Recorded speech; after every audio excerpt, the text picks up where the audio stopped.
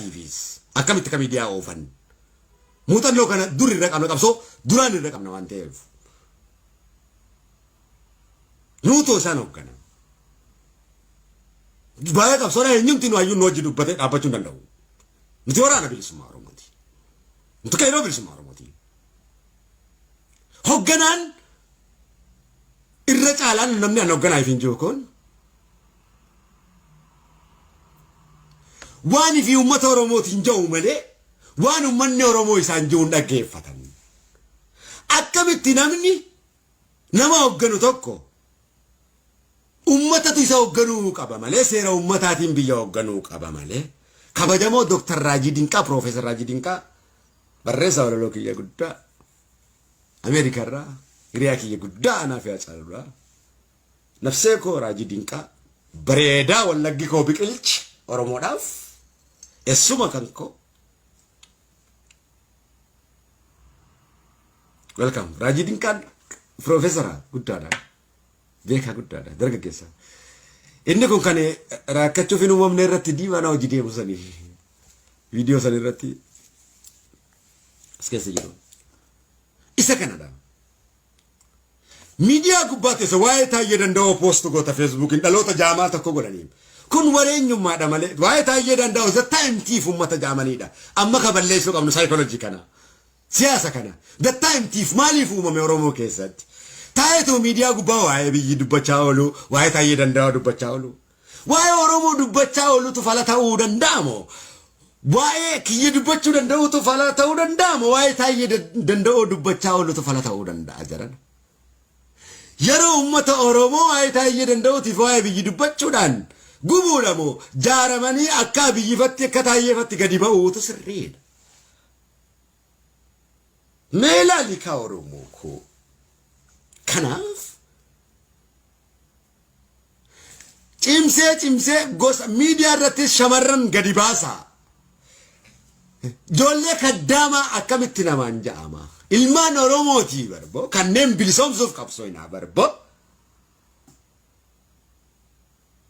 hojii turu godhee barbo kaddaamaa shintimeetii namaa kan nu dhiisise barbo gabrummaadhaa bar kan baaraan nu baasee biyya namaa keessatti barbo benzina maneedhaa keessatti nu dhaqee nu gubsiisee barbo gabrummaa barbo kanneen baafachuuf qabsooyinaa barbo kanneen baafachuuf Jawaar gubataa barbo bosona keessatti gubataa barbo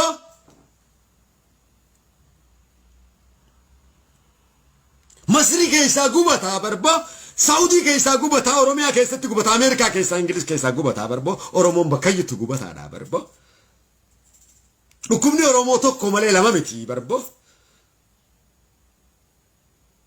akkamitti kaddaamaa naan jetta boo akkamitti reetiiksituudha naan jetta boo abbaatu uffatan saree jalatti dhaananii barbo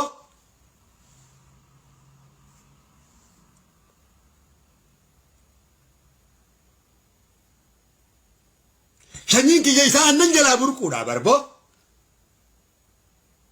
sanyiin kiyya isa dammaan huccuu bitatu miiccatuudha barbo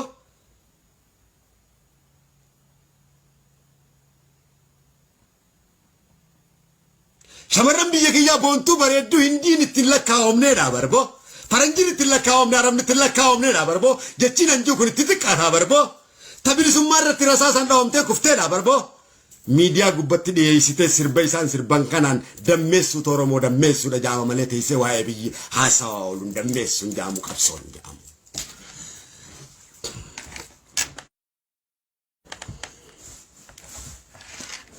Yoo beekumsa kana caalaa qabatte dhuftee na wajjin ragaa kana caalaa qabatte dubbachuudha. Hayyuu feete ta'e kottu. Beekumsa gadiirii miti kun beekumsa waliigala uummata Oromooti kan hin qabu. beekumsa na argaati miti dhaloota daa'imni xiqqishoon sun ragadaa jirti.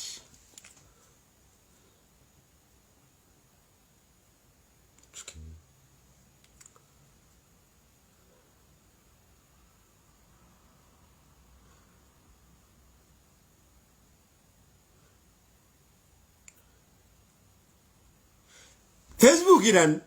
akkasit bareeddanii